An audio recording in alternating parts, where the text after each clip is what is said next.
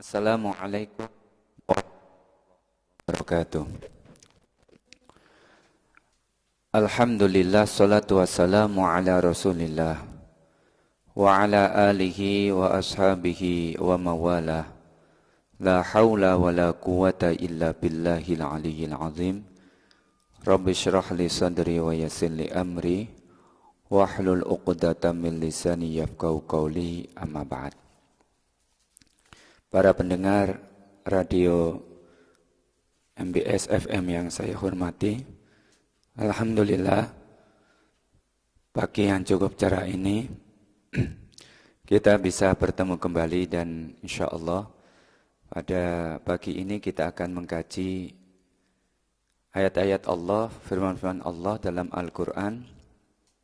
Hari ini kita bicara tentang kurban, tentang sejarah kurban, tentang kurban itu sendiri dan bagaimana tata pelaksanaannya. Karena seperti kita ketahui sekarang kita sudah memasuki bulan Dzulqa'dah dan sebentar lagi kita akan masuk bulan Dzulhijjah, yang mana kita disunahkan dan sangat dianjurkan untuk berkurban, yang dimulai dari setelah pelaksanaan sholat Idul Adha pada tanggal 10 Dzulhijjah sampai dengan Ayyamut Tasyrik tanggal 13 Dzulhijjah. 4 hari kita diberi kesempatan oleh Allah untuk menyembelih binatang kurban yang itu mempunyai nilai yang sangat tinggi. Kita akan mengkaji bersama-sama bagaimana sejarahnya, bagaimana dan apa kurban itu sesuai dengan penjelasan di dalam Al-Quran, dan tentunya kita lengkapi dan kita sempurnakan dengan penjelasan yang ada di dalam hadisnya Rasul Sallallahu Alaihi Wasallam. Mari kita niati ngaji kita pada pagi hari ini dengan niatan yang baik. Mudah-mudahan Allah Subhanahu Wa Taala selalu membimbing kita, selalu membimbing dan memberikan hidayah kepada kita, melimpahkan kepada kita ilmu yang bermanfaat, ilmu yang mendekatkan diri kita kepada Allah. Mudah-mudahan kita semuanya tambah hari bertambah melakukan amal kebaikan, dan mudah-mudahan amal kebaikan kita semuanya diterima oleh Allah Subhanahu wa taala. Amin ya rabbal alamin. Ayat pertama yang akan kita bahas adalah surat As-Saffat ayat 102. Kita akan mengkaji ayat ini sampai ayat 105. Bismillahirrahmanirrahim. Falamma balagha ma'ahu sa'ya qala ya bunayya inni ara fil manami anni azbahuka fandur madza tara qala ya abati f'al ma tu'mar satajiduni insyaallahu minas sabirin. Kalau kita terjemahkan, falamma balagha ma'ahu sa'ya, maka ketika anak itu sampai pada umur sanggup berusaha bersamanya, dalam penafsiran anak yang dimaksud adalah Nabiullah Ismail. Dalam penafsiran yang lain disebutkan bahwasanya anak yang dimaksud adalah putra Nabiullah Ibrahim, yaitu Nabi Ishak. Tapi kalau kita lihat sejarah, putra pertama Nabiullah Ibrahim adalah Nabiullah Ismail alaihissalam. Sehingga sebagian besar para mufassir memberikan penjelasan bahwasanya yang disebut anak yang sudah atau mampu berusaha pada ayat ini adalah Nabiullah Ismail alaihissalam. Kemudian dilanjutkan, ya bunay, qala ya bunayya inni ara fil manami anni azbahuka fandur madza tara. Diartikan, wahai anakku, sesungguhnya aku bermimpi bahwa aku menyembelih. Fandur madza tara, maka pikirkanlah bagaimana pendapatmu. Qala ya abati f'al ma tu'mar. Kemudian dia, yaitu Nabi Ismail menjawab, wahai ayahku, lakukanlah apa yang diperintahkan Allah kepadamu. Satajiduni insyaallahu minas sabirin. InsyaAllah engkau akan mendapatiku termasuk orang-orang yang sabar. Ayat ini akan kita kaji bersama. berkaitan dengan sejarah yang cukup panjang, berkaitan dengan kisah Nabiullah Ibrahim alaihissalam. Di ayat yang lain disebutkan fattabi' millata Ibrahim hanifah. Maka ikutilah kebiasaan. Jadi millata di sini sebagian besar menafsirkan kebiasaan, karakter, kepribadian, ibadahnya Nabiullah Ibrahim alaihissalam. Kalau diartikan agama, ini kurang tepat karena memang agama yang dibawa oleh Nabi Ibrahim sudah tidak dalam bentuk syariat yang kemudian kita ikuti. Sehingga lebih tepatnya barangkali millah yang dimaksud adalah kebiasaan, kepribadian, karakter. Karena Nabi Ibrahim dijadikan contoh oleh Allah Subhanahu wa taala dalam kehidupan kita. Dalam ayat qad kana lakum uswatun hasanatun fi Ibrahim walladzina ma'ah. Innallaha astafa Adama wa Nuhan wa ala Ibrahim wa ala Imrana alal alamin. Bahwasanya Allah Subhanahu wa taala menjadikan Nabiullah Ibrahim bersama dengan orang-orang yang bersamanya, yaitu keluarga Nabi Ibrahim, Sayyidah Sarah, Sayyidah Hajar, Nabi Ismail, Nabi Ishak. Ini sebagai contoh bagi kita semuanya. Dan kita disuruh untuk mengikuti sebagian apa yang telah dicontohkan sehingga di antaranya yang kemudian kita ikuti dan ini menjadi syar'u man qablana, yaitu khitan. Karena sebelumnya tidak ada syariat khitan, tapi semenjak Nabi Ibrahim kemudian dianjurkan untuk berkhitan dan ini kemudian kita ikuti. Yang lainnya adalah kurban, berhaji yang kemudian menjadi syariat kita dalam agama Islam. Sejarah panjang ini dimulai ketika Nabiullah Ibrahim diperintahkan oleh Allah untuk menempatkan sebagian keluarganya di satu tempat yang mana disebutkan dalam Al-Quran min ghairi dzi zar'in. Rabbana inni askantu min ba'di dzurriyyati biwadin ghairi dzi zar'in inda baitikal muharram. Ditempatkan di satu tempat yang mana tempat itu tandus, tidak berpenghuni, tidak ada tumbuhan, hanya satu pohon yang itu tempat berteduhnya Sayyidah Hajar, yang saat itu kemudian Sayyidah Hajar bertanya kepada Nabi Ibrahim, apakah ini adalah perintahnya Allah ya Ibrahim, kau tempatkan di sini sementara engkau pulang. Dalam beberapa penafsiran, Nabi Ibrahim keluar dari daerah yang namanya Mesopotamia, daerah asli Nabi Ibrahim, kemudian diperintahkan untuk berjalan ke utara begitu seterusnya, dan tidak berhenti kecuali kalau sudah diizinkan dan diperintahkan Allah untuk berhenti. Yang itu kemudian ditempatkan bersebelahan dengan Baitul Haram atau bersebelahan dengan Ka'bah al-Musyarrafah. Saat itu kemudian Nabi Ibrahim meninggalkan istrinya yang saat itu masih baru melahirkan dan kondisinya sangat lemah, dan Nabiullah Ismail ditinggalkan oleh Nabi Ibrahim. Singkat cerita, Nabi Ibrahim kemudian berdoa kepada Allah dengan doa yang kemudian diijabahi oleh Allah Subhanahu wa taala. Rabbana liyuqimus shalah faj'al af'idatan minan nasi tahwi ilaihim warzuqhum minas samarati man amana minhum. Kemudian doa yang keempat yaitu la'allahum yashkurun. 4 doa yang dihajatkan Nabi Ibrahim kepada Allah Subhanahu wa taala agar orang-orang yang berada di Mekah liyuqimus shalah, yaitu untuk menegakkan salat, mendirikan salat. Kemudian doa kedua faj'al af'idatan minan nasi tahwi ilaihim, dan jadikanlah hati manusia itu cenderung ke tempat ini ya Allah, ke tempat yang sepi ini ya Allah, ke tempat yang tidak ada bangunan kecuali bangunan Engkau yang berupa Ka'bah ini ya Allah, di tempat yang mana di sana tidak ada kehidupan manusia, dan diijabahi oleh Allah Subhanahu wa taala dengan munculnya sumber air Zam-Zam. Yang saat itu kemudian suku Jurhum melihat ada kitaran-kitaran burung di udara atau di angkasa yang menandakan bahwasanya di bawah burung itu terdapat sumber air. Akhirnya suku Jurhum kemudian mendekat dan benar Sayyidah Hajar bersama dengan putranya Nabi Ismail berada di sana dan mereka meminta izin agar mereka bisa tinggal di dekat sumur Zam-Zam. Saat itu Sayyidah Hajar mengatakan, sebentar saya akan izin dulu kepada suami saya Nabi Ibrahim. Dan setelah beberapa saat kemudian Nabi Ibrahim diperintahkan lagi untuk datang ke tempat di mana Nabi Ibrahim meletakkan Sayyidah Hajar dan Nabi Ismail. Saat itu kemudian Nabi Ibrahim memberikan izin.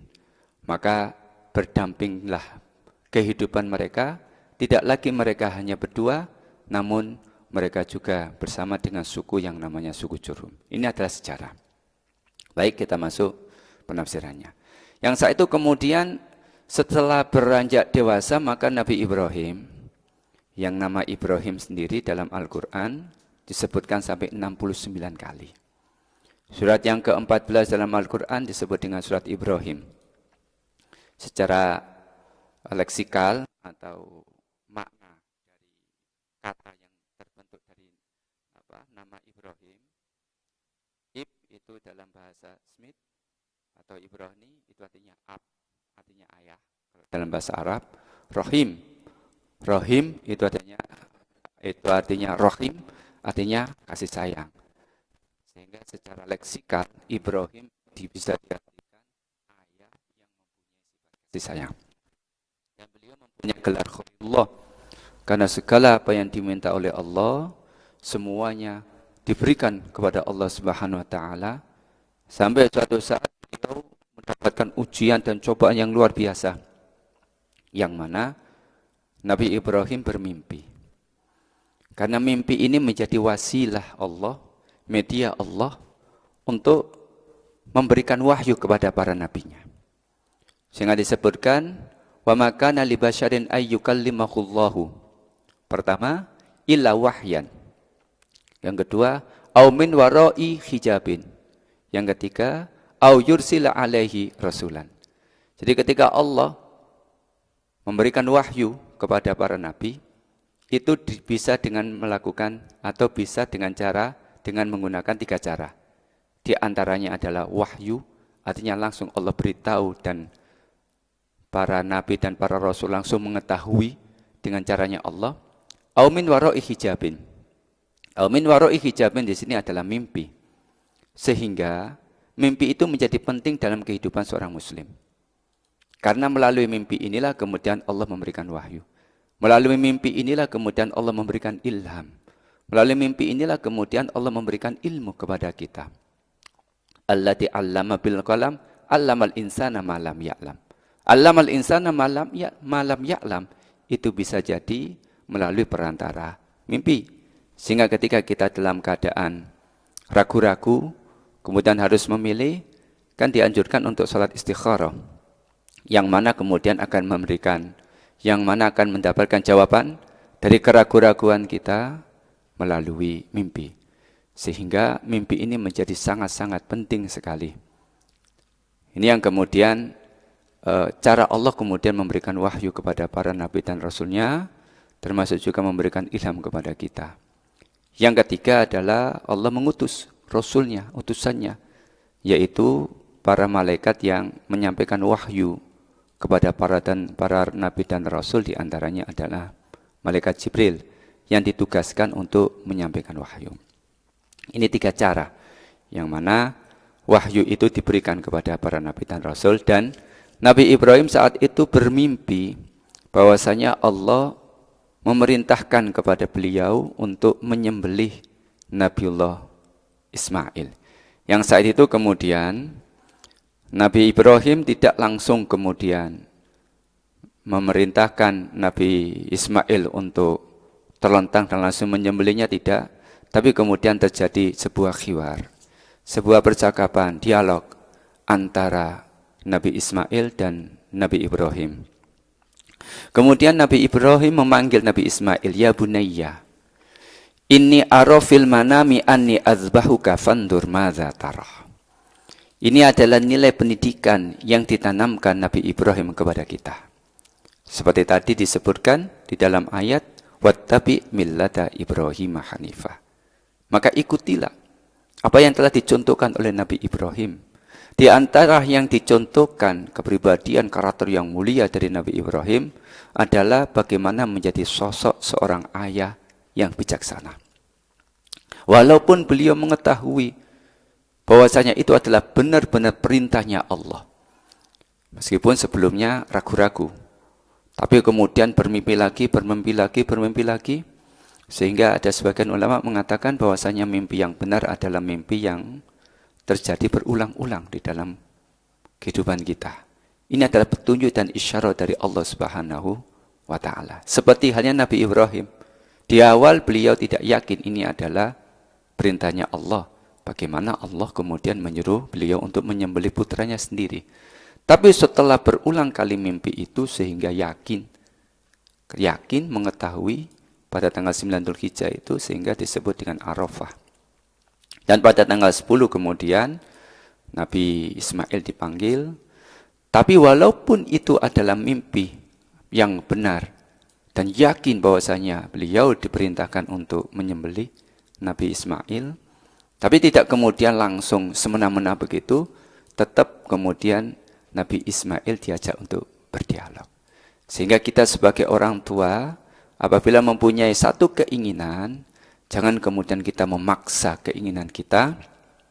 Misalnya anak sudah selesai jenjang SD MI-nya misalnya, keinginan kita adalah untuk memondokkan anak misalnya. Sementara anak menginginkan yang lainnya. Lanjut sanawiyah di luar, tidak di lingkungan pondok, atau lanjut SMP, maka butuh yang namanya komunikasi. Seringkali permasalahan itu masalah yang sepele, tapi kemudian menjadi besar karena terputusnya komunikasi. Maka untuk menentukan langkah anak selanjutnya yang lebih baik, maka orang tua bersiasat melakukan strategi bagaimana anak ini misalnya bisa dikenalkan lebih awal tentang pondok. Kelas 5 atau kelas 4 dibawa ke pondok. Satu pondok tertentu kemudian disampaikan kehidupannya di sana itu gini nak, tujuan pondok itu gini, bukan maksud orang tua itu ingin menempatkan kamu di tempat yang jauh. Jadi difahamkan anak ini. Sehingga ketika kelas 6 selesai, kelas 6 SD atau MI, dia siap dan mempunyai wacana tentang bagaimana kehidupan di pondok. Ini cara kita. Ini yang dicontohkan oleh Nabi Ibrahim. Dengan memanggil putranya dengan kalimat yang sangat santun sekali. Ya bunayya. Bukan ya ibni, tapi ya bunayya. Wahai anakku yang tersayang, wahai anakku yang tercinta. Dengan memanggilnya, ya bunayya, inni ara fil manami anni adzbahuka. Fandur madza taro. Kalimat fandur madza taro menunjukkan adanya musyawarah antara orang tua dengan anak. Karepmu ku apa nak? Sing ayah sih punya pilihan seperti ini. Karena tujuannya akan ini.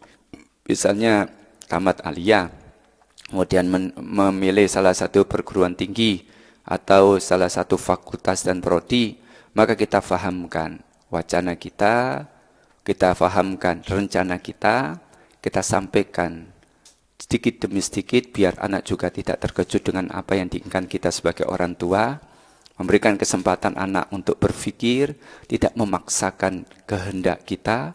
Misalnya anak sudah siap menikah, kita punya wacana siapa yang menjadi jodohnya, sementara anak juga mempunyai pilihan yang lain, maka perlu yang namanya komunikasi yang baik, sehingga mendapatkan hasil yang baik pula.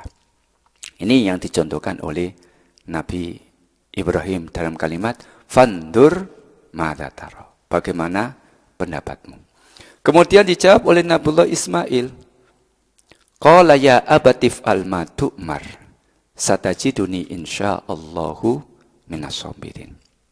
Dijawab oleh Nabi Ismail yang mempunyai kekokohan keteguhan, keimanan, bahwasanya apa yang telah diperintahkan oleh Allah itu adalah baik. Walaupun saat itu kita menganggap itu buruk.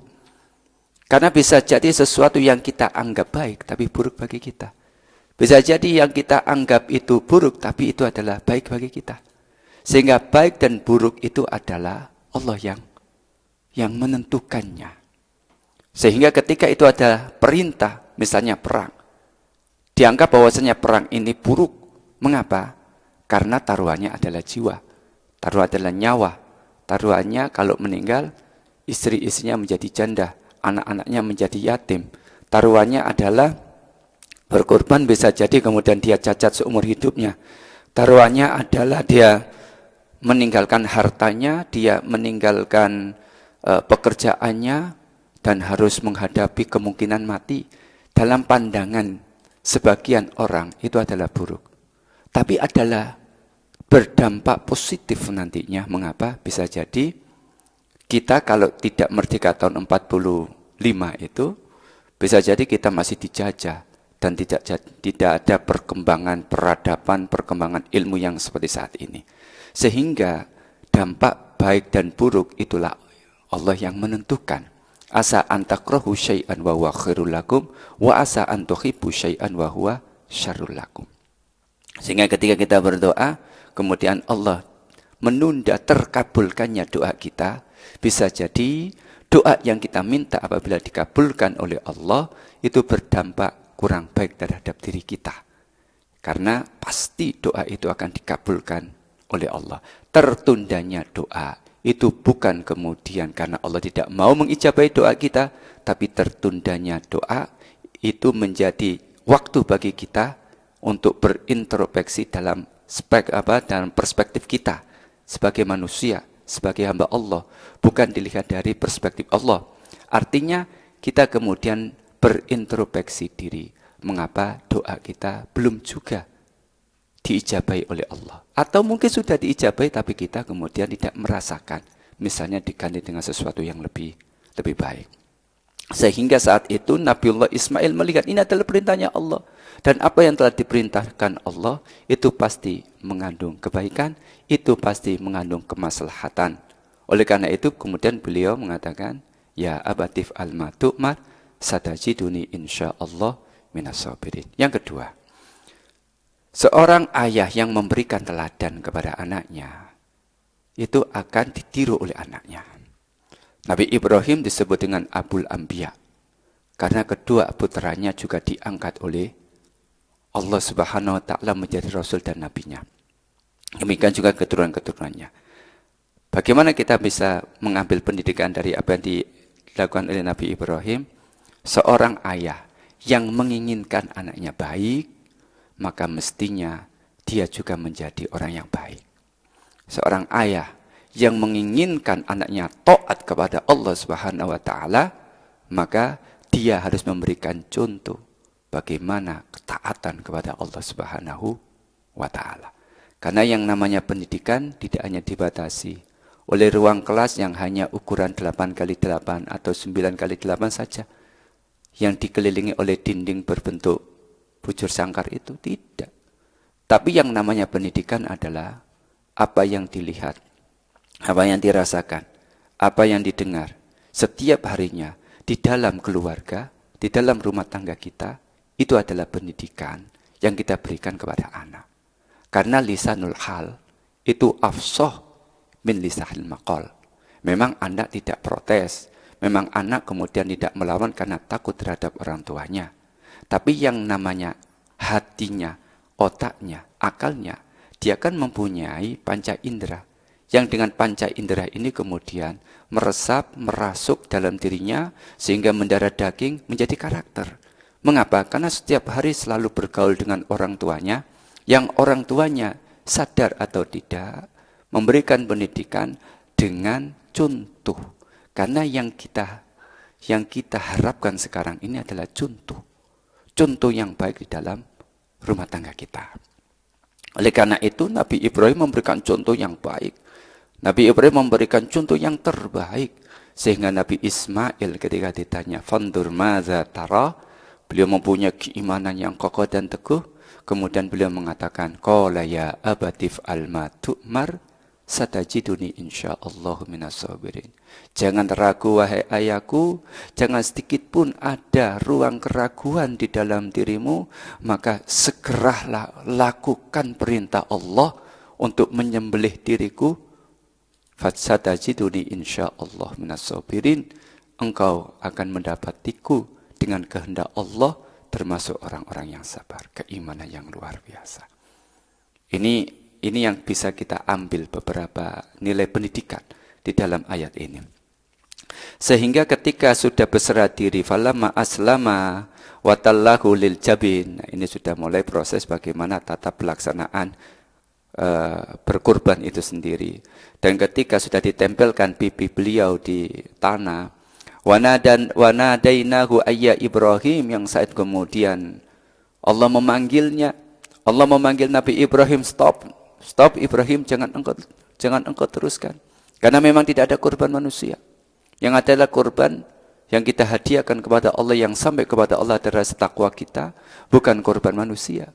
Tapi kemudian Allah mengganti Nabi Ismail dengan sembelihan yang besar, bidzibhin azim, dan diberikan kepada Nabi Ibrahim sebagai ganti dari Nabi Ismail. Ini adalah sebuah kisah para pendengar yang saya muliakan, bagaimana ketaatan Nabi Ibrahim, bagaimana mahabbahnya Nabi Ibrahim, ridhonya Nabi Ibrahim terhadap apapun yang telah diperintahkan oleh Allah. Ini yang kemudian disebut dengan al-iman bil hakim, la bil hikmah. Secara nalar, bagaimana seorang ayah diperintahkan menyembelih putranya sendiri. Tapi ini adalah perintah dari Allah, dan Allah merahasiakan perintah-perintahnya ini, dan di sana kemudian terdapat maslahah hikmah yang luar biasa. Sehingga perlu kemudian kita melihat, tidak hanya melihat dengan menggunakan mata kita, tapi juga kita melihat dengan ainul basirah, dengan mata hati kita, untuk kemudian bisa mengungkap hikmah-hikmah di balik perintah-perintah Allah Subhanahu wa taala. Ini ayat berkaitan dengan sejarah pertama kali, yaitu ibadah kurban, yang kemudian sampai sekarang kemudian kita terus dianjurkan untuk berkurban. Selanjutnya para pendengar radio MBFN yang saya hormati, berkaitan dengan kurban itu sendiri, kalimat kurban di dalam Al-Quran itu disebutkan 3 kali. Di antaranya adalah disebutkan di surat Al-Ma'idah ayat 27. Bismillahirrahmanirrahim. Watslu alaihim naba'a bnai Adam bil haqqi id qarraba qurbanan fatuqabbala min ahadihim wa lam yataqabbal minal akhar. Qala la'aqtulanna qala innama yataqabbalullahu minal muttaqin. Kurban secara leksikal atau secara bahasa diambil dari kalimat korubah. Korubah artinya mendekatkan. Sehingga ada sering kita dengar taqarrub ilallah gitu ya, mendekatkan diri kita kepada Allah. Kemudian ditambahi alif lam, ditambahi alif dan nun maksud saya. Alif dan nun, sehingga dari korubah tadi kalimatnya berubah menjadi kurban. Apabila kemudian ditambahi alif dan nun, maka maknanya sedikit berubah menjadi sempurna gitu ya. Artinya kurban kedekatan yang sempurna. Jadi kesempurnaan itu bisa dimaknai, alif dan nun tambahan itu bisa dimaknai kesempurnaan. Jadi kalau kita maknai kurban, kedekatan yang sempurna. Kurban ternyata sudah disampaikan atau ditemukan ayat itu berkaitan dengan kehidupan 2 putranya Nabiullah Adam, yaitu Qabil dan Habil, yang mana keduanya termasuk orang-orang yang sukses saat itu. Habil seorang pengembala dan sukses, beliau mempunyai banyak binatang ternak, dan Qabil demikian seorang petani yang sukses. Akhirnya kemudian Allah menguji mereka dan diperintahkan untuk berkorban keduanya. Apa yang terjadi? Yang terjadi adalah Habil memberikan dan menghadiahkan kurbannya dengan sebaik-baik kurban. Dia pilih binatang yang paling gemuk, yang paling sehat, yang paling dia sukai, dan dia kurbankan. Sementara Qabil itu memilih tanam-tanaman, biji-bijian yang kualitasnya rendah, yang dia tidak sukai, hanya sekadar saja. Akhirnya kemudian Allah menerima korbannya Habil dan Allah tidak menerima korbannya Qabil. Ini kalau secara kurban itu sendiri, ternyata sejak awal manusia diciptakan, awal peradaban manusia, ini sudah diceritakan bagaimana prosesi dari kurban itu sendiri. Hanya kemudian kita, dalam tata pelaksanaan kurban, itu mengikuti apa yang dilakukan oleh Nabi Ibrahim, apa yang dikurbankan oleh Habil. Yaitu binatang kurban yang kita sembelih itu adalah binatang yang terbaik. Sehingga kemudian secara fikih itu ada beberapa binatang yang kemudian tidak sah apabila dikurbankan atau makruh apabila dikurbankan, yaitu binatang-binatang yang cacat. Kalau dalam kajian Fiqhus Sunnah ya, yang ditulis oleh Syed Sabiq, itu beberapa hal berkaitan dengan binatang kurban disebutkan bahwasanya binatang kurban itu tidak sah apabila binatang yang dikurbankan itu cacat. Cacatnya karena matanya buta, dua-duanya atau sebelah, dan jelas butanya. Cacatnya karena binatang itu sakit atau memang binatang itu tampak sakit. Cacatnya karena binatang itu pincang atau jelas bahwasanya binatang itu pincang, atau binatang itu sangat tua sekali sehingga tidak ada sumsum belakangnya. Ini binatang-binatang yang tidak berkualitas, sehingga secara fikih binatang itu tertolak dan tidak sah kurbannya karena ada cacatnya itu. Maka yang kita kurbankan adalah binatang yang terbaik yang kita miliki.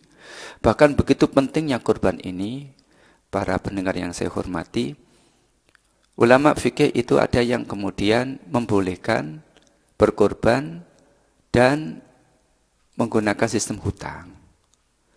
Sebenarnya kita tidak bisa dan tidak mampu membeli secara kontan, maka kita bisa meminjam uang, kemudian kita kurbankan dan kita belikan binatang kurban, kemudian kita kurbankan. Mengapa demikian? Karena secara logika kita sangat butuh kendaraan di dunia untuk mengantarkan kita sehingga kita mudah untuk beraktivitas. Contoh, tidak mampu membeli sepeda motor misalnya. Maka kemudian kita ada program yang namanya kredit itu ya, cicil, bisa DP-nya sekian, kemudian membayar setiap bulannya sekian, jatuh temponya sekian gitu, kemudian sampai sekian bulan. Nah, itu ternyata ketika berkorban pun dibolehkan untuk berhutang. Artinya kita meminjam uang, kemudian misalnya 3.000 gitu, 3 juta kita belikan, kemudian dicicil selama 10 bulan yang setiap bulannya 300 misalnya. Apakah itu dibolehkan dalam hukum fikih? Boleh. Mengapa demikian? Kalau kita butuh kendaraan di dunia, maka kita lebih butuh lagi kendaraan di akhirat.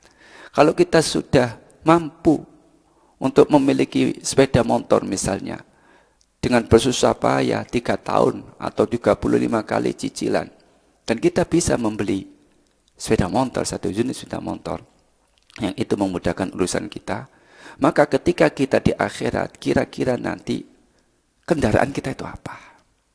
Maka ini yang harus menjadi renungan kita. Kalau kita ngoyo sekali untuk mendapatkan kendaraan di dunia, maka kita juga harus lebih ngoyo lagi. Itu dalam pandangan saya, pandangan kami. Itu kita harus lebih ngoyo lagi bagaimana kita mendapatkan kendaraan di akhirat. Karena binatang yang kita korbankan nantinya adalah menjadi kendaraan kita di akhirat. Karena yang sampai kepada Allah bukan darah atau dagingnya. La yanallaha luhumuha wala dima'uha walakin yanalu taqwa min.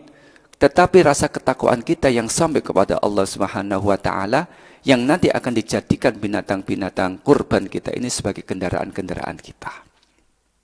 Maka sistem yang seperti itu mestinya kalau kita ingin, maka kemudian kita paksakan, seperti halnya ketika kita ingin memiliki sepeda motor, kita paksakan, dikoper-koperkan gitu ya kalau dalam bahasa Jawanya. Maka kemudian bagaimana? Ya kita sempat-sempatkan untuk bisa berkorban dengan sistem yang seperti itu. Masa sampai 28 30 juta dengan sistem kredit, mungkin ini hanya 3 juta kita nggak mampu. Maka ini yang kemudian harus kita gelorakan di dalam diri kita. Mari kita yang belum pernah berkorban atau yang sudah berkorban dan ingin berkorban lagi, kita semangati dan kita motivasi diri kita dengan sistem hutang pun tidak masalah. Artinya itu sah korban kita.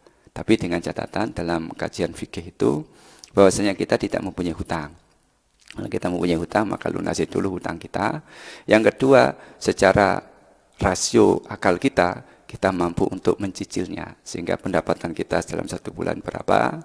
Kalau tadi misalnya korban dengan sistem cicil itu cuma 300, kita mampu nggak 300 mencicil setiap bulan tanpa menelantarkan keluarga kita.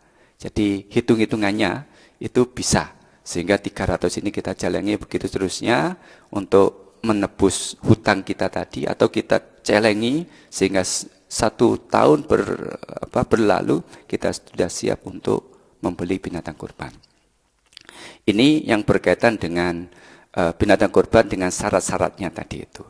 Ada juga binatang kurban yang kemudian makruh dikorbankan, seperti telinganya terputus atau sebagian telinga terputus atau tanduknya patah atau pecah, tidak sampai membatalkan tapi itu makruh kita korbankan. Atau juga binatang kurban yang cacat tapi itu masih boleh dikorbankan. Misalnya giginya ompong misalnya, kemudian tidak berekor, korban itu dalam keadaan, binatang itu dalam keadaan bunting misalnya, atau tidak berhidung. Ini kalau kita lihat dari fikihnya.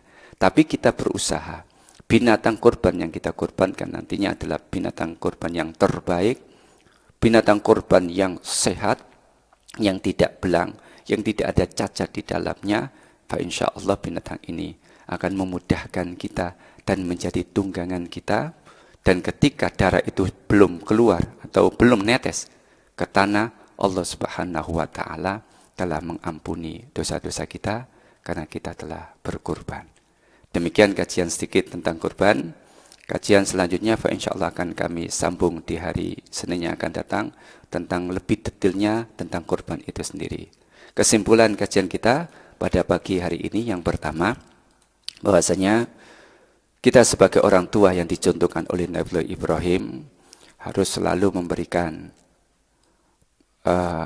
pendidikan kepada putra-putri kita, memberikan contoh teladan yang baik kepada putra-putri kita, bahwasanya apa yang kita lakukan adalah bernilai pendidikan, terutama juga kepada istri-istri kita. Ini yang pertama. Kemudian nilai pendidikan lain yang bisa kita ambil dari ayat yang kita bahas tadi. Yang kedua, bahwasanya segala apa yang diperintahkan oleh Allah pasti mengandung kemaslahatan. Sehingga kita harus selalu merawat rasa husnudzon kita kepada Allah Subhanahu wa Ta'ala, bahwasanya Allah memerintahkan apapun bentuk perintah Allah harus kita laksanakan, karena keimanan sahabat luar biasa. Bahkan terbaik dari umatku adalah sahabat, kata Rasul, qarni sumaladina lunahum sumaladalunahum, yaitu masaku, yaitu masa sahabat. Mengapa? Karena mereka mempunyai keimanan yang kokoh, dan keimanannya adalah bil hakim. Apa yang diperintahkan Allah dan Rasulnya pasti selalu diikuti tanpa melihat dampaknya bagaimana. Ini yang kemudian melebihkan kelebihan dari keimanan sahabat dibanding yang lainnya. Kemudian yang ketiga, bahwasanya komunikasi dan dialog di dalam rumah tangga ini perlu selalu kita bina. Jangan sampai terjadi putus komunikasi, karena keinginan yang baik apabila tidak disampaikan dengan hal yang baik, maka itu pun bisa bertampak buruk.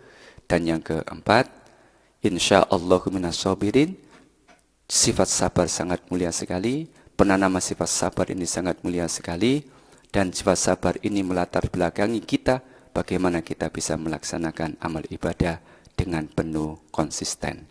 Demikian yang bisa saya sampaikan, mudah-mudahan ada guna dan ada manfaatnya, dan saya mohon maaf apabila terjadi atau terdapat kesalahan-kesalahan dalam menyampaikan materi ini, dan mudah-mudahan kita bisa bertemu kembali di hari Senin yang akan datang. Demikian, Allahumma fiqh ila aqwamit thoriq. Assalamualaikum warahmatullahi wabarakatuh.